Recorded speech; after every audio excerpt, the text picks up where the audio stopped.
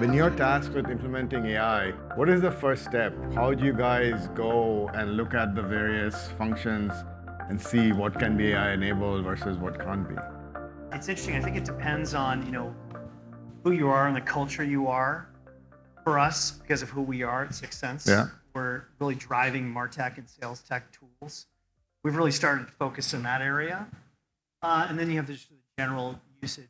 And then the other thing I'll just say that we did this last year, especially as when you think of the maybe 2-year evolution, is creating an environment that allows people to do more experimentation. We're kind of beyond the experimentation mode at this point and really looking at true business outcomes.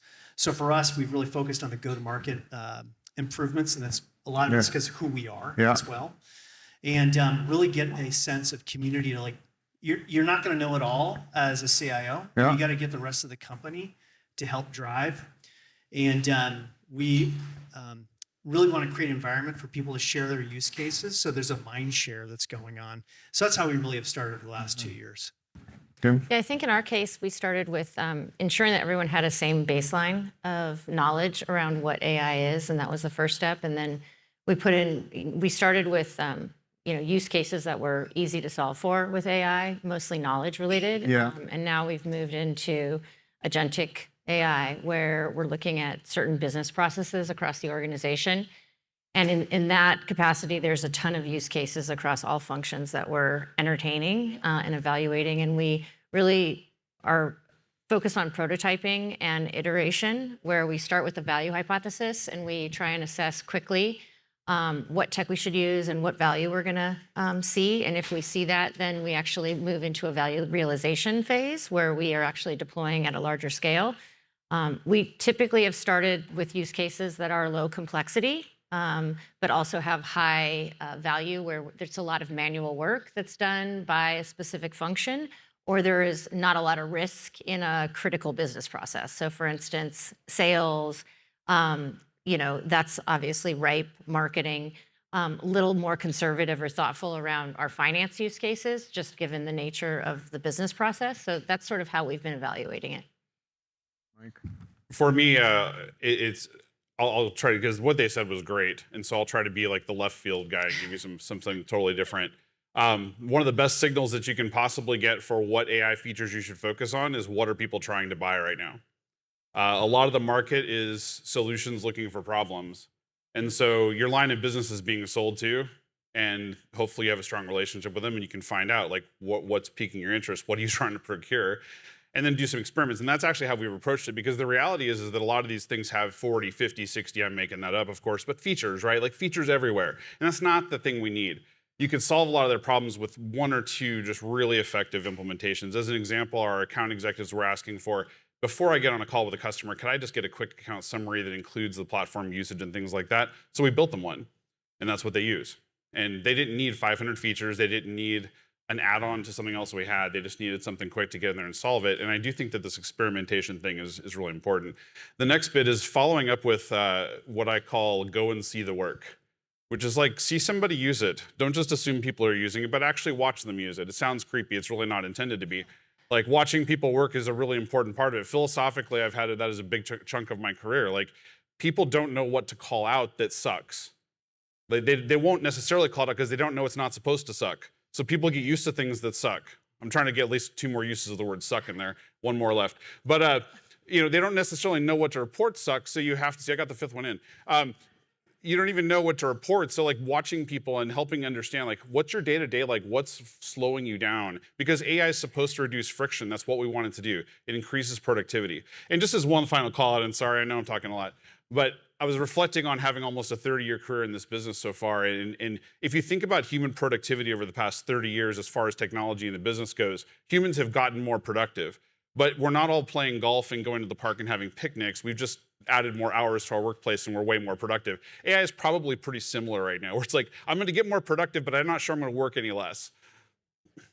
So maybe one of the questions is, and it's probably for a lot of the startup founders here, how do you evaluate these AI kind of technologies, right? Because everything is changing on a daily basis, and you have all the voice stuff, right? You have something that was old school. Now you have Katisha and Vappy, all of these doing newer models.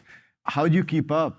And then the other thing, and how do you evaluate? But the other thing is, how do you evaluate your existing non-AI kind of investments you might have made on RPA or on a PaaS or something like that? How do you guys kind of think about this? Well, I think it's hard. Yeah. You're getting inundated constantly, and I think you've got to. We're in this moment right now where there's been the hype curve. There's been the how do I apply this to my enterprise processes? How do I reimagine my enterprise processes? Yeah. And we're going through this evolution. It's a big technology shift. It's no different than some of the other technology shifts, with the one exception that the rate of change is so dramatic, right? And so you have to account for that. What we've really tried to do is have a lot of like $0 POCs, a lot of put it back on the business. The reality of what you're trying to achieve through requirements, that has not changed. And so you need to get back to some basics. And then also like things like never sign more than a 1-year contract with anything AI related at all, because it's just impossible. Except the fact that your decision you may have made is going to change. And I know Cleve is out here somewhere, one of the engineers. Cleve and I worked really hard on what is a coding platform for the engineers, and we did not make a decision to do something, and thank goodness, because the decision that really should have been made had already been was already the new thing. So I think you just have to be really roll with the punches, really understand the rate of change is huge.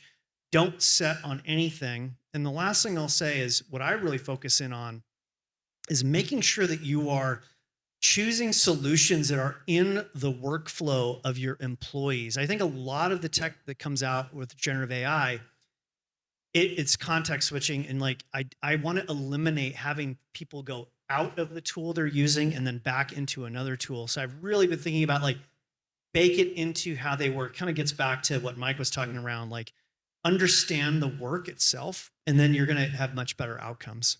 Yeah. I mean, maybe one of the things you can also explain, like, do you guys are looking for new vendors, or are you waiting for, like if you're using ServiceNow, or you're using, some other vendor or Copilot, waiting for Microsoft to provide those kind of features? So doing business with me right now in particular, the one thing I would want to put to the front of your mind is that in some way you're going to ask me to trust you, and be really aware of that. But the best success that we've had at Cloudflare in terms of working with AI vendors is actually more of a partnership. So we want that sort of back and forth. Like, are we interacting together? We did a great pilot with a company, and when they would come to me and go, Mike, what do you think? I'm like, let me ask the people doing the work. And so I went back to the engineers that were doing the work and I asked them. But you are going to ask me to trust you a little bit, and I want to know the nuts and bolts of how you're operating, because as fast as companies are evolving in this space, I've done hypergrowth for a while. I know where you land by the time you bring IT on board. Okay, so like I know how much debt most companies have by the time they hire their first IT leader. It's pretty scary. And now I'm thinking, well, if you got in something that used to take 10 years, took 10 months for you to grow to this size, I'm actually more terrified. Like I need some comfort to do business with you, that you're a legit company, that like I can trust you with my data, that you've got a true partnership going on, and that I'm going to have some long-term value out of it, because I'm actually not looking for short-term value right now. Yeah, I think we've taken a hybrid approach where we've tried to light up AI capabilities in applications we already own, just because of time to value for our users. And then we've also, I tend to focus on applications that are going to hit broader use cases across the organization. So there's a ton of companies out there that, they might focus on AI for customer support, AI for law, AI for finance. And what we've tried to do is we've tried to find capabilities that I can cross multiple functions, so I'm not buying and adding to the portfolio. Yeah. I'll second what Bryan said. We do a lot of POCs because a lot of times the value isn't there, or the perceived value isn't there, or we're not able to get enough value from it. And making decisions that are more short-term, given the scale, the speed at which things are going, right? Committing to any company for 3 years right now is crazy, especially in this space. So a lot of month to month and a lot of years max agreement term. By the way, what's one buzzword you don't like in the pitches of the startup companies. Everybody says they're AI enabled or AI something, but other than having AI, any particular buzzword that you hate in their pitches? I think right now agentic is the word I hate Yeah. because of the ambiguity, and it Yeah. doesn't translate well across layers. Like an engineer that says the word agentic versus a CXO that says agentic, they don't mean the same thing a lot. That's of right, times. 100%. So when I hear it, I'm just like, oh God, what do you think you mean? I don't know what the word should be, but I do hate that word as well. It's so sort of like covers everything, and it's just really tough right now to get the right language. I think as a world, Yeah. we're trying to figure out the language of how to sell this stuff That's right now, right? Exactly.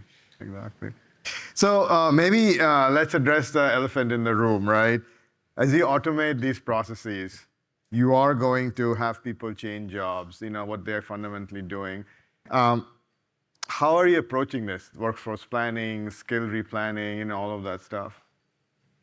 You're looking at me, so I'll go. But also people can hear I'm me. just going to move it up. So I mean, having had a career that goes back into iPass, a lot of times what you end up automating first is the stuff people don't want to do anyway. And so you're really making somebody more valuable. The thing that I'm having trouble wrapping my head around is this sort of newsworthiness of this concept of like, there won't be entry-level employees anymore. I'm like, man, that sounds like bull to me. Like, where did the senior people come from then?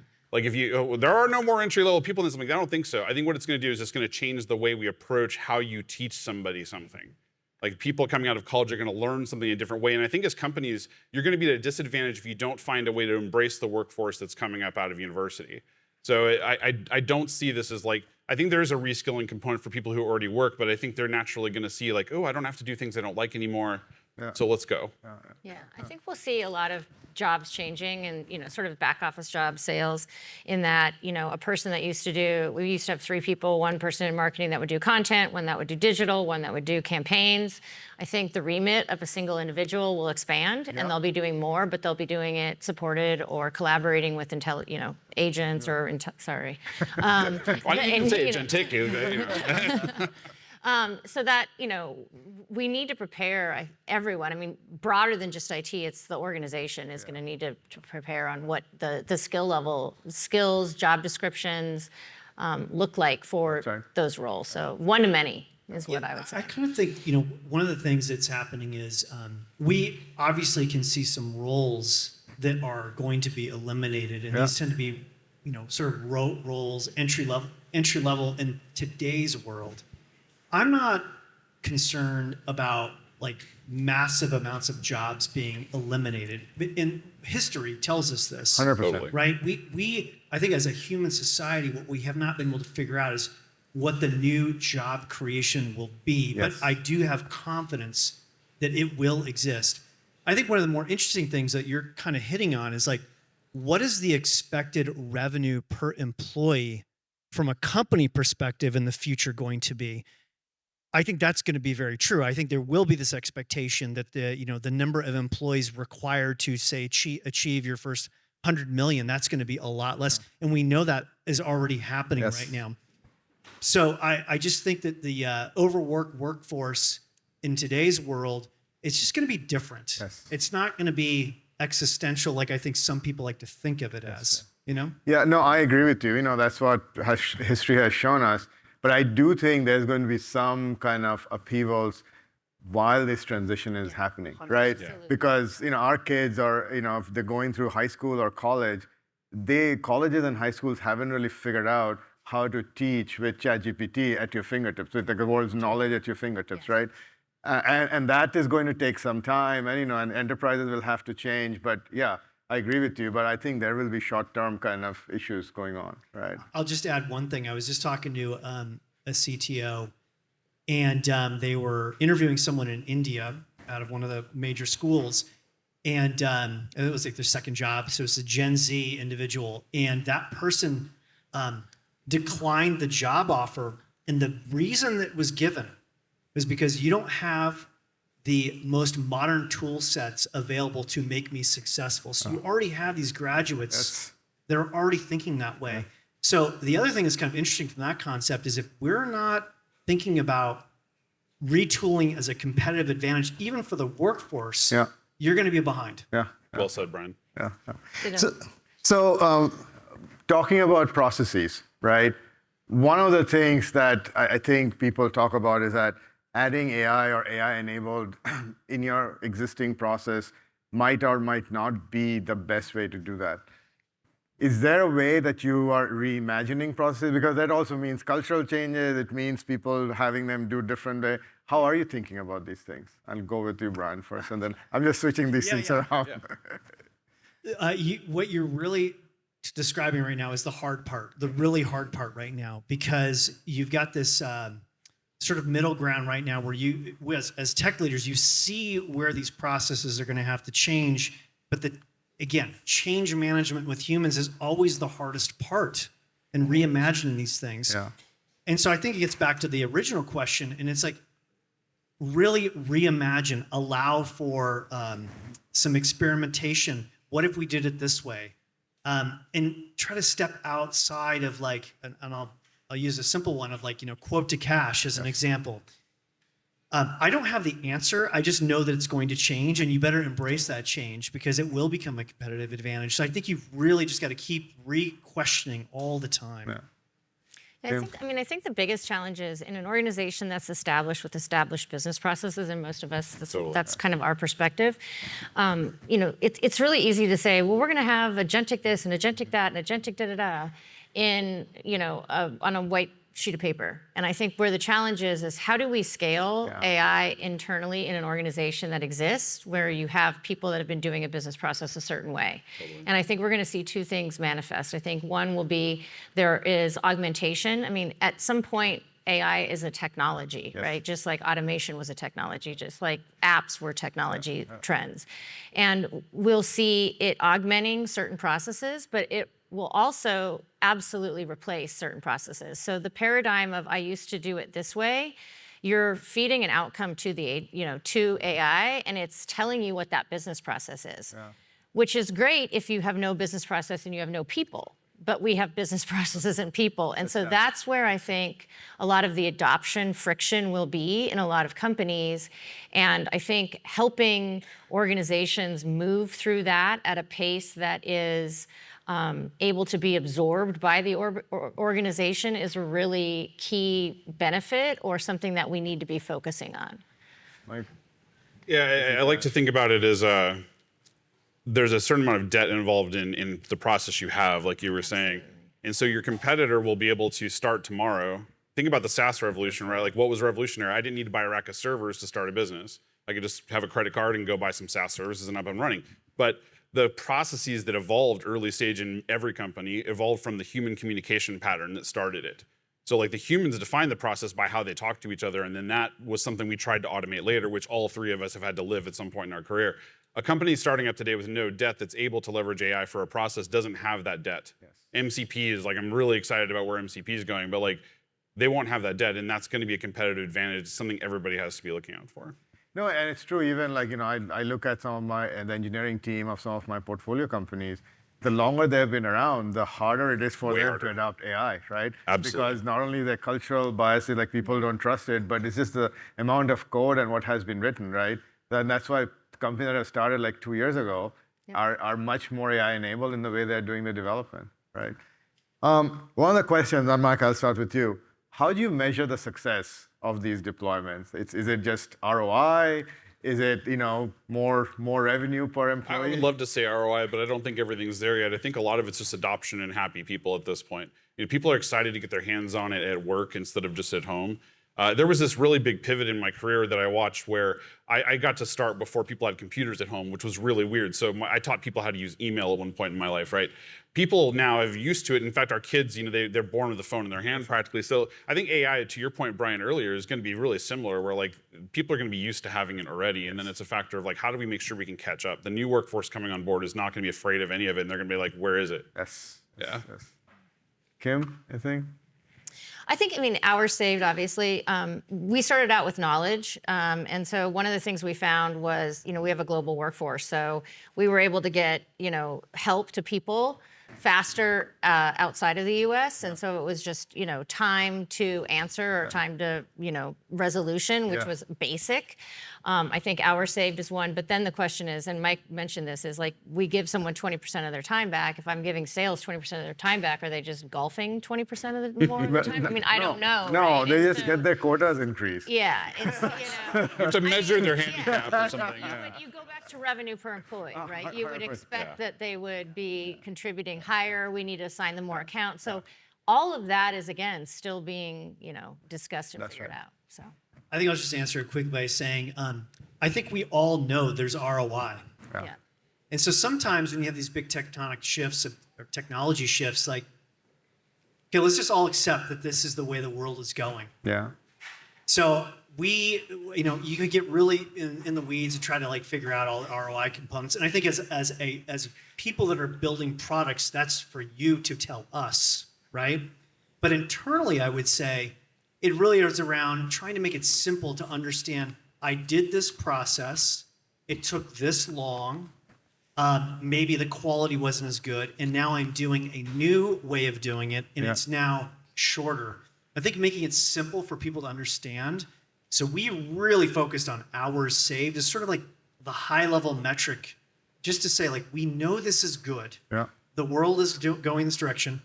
The VC community is investing Very much. billions of dollars. So it's a Trillions. self-fulfilling prophecy that this is all going to happen. So right. I just really more worry about, good outcomes, happy employees internally. But I expect the people are selling to me to tell me what the ROI is, right? Yeah. That's right. That's right. Well, we are out of time, but I do like the revenue per employee metric. I'm going to use that Definitely. with my portfolio companies. Thank you, everybody. Thank you. Thank you.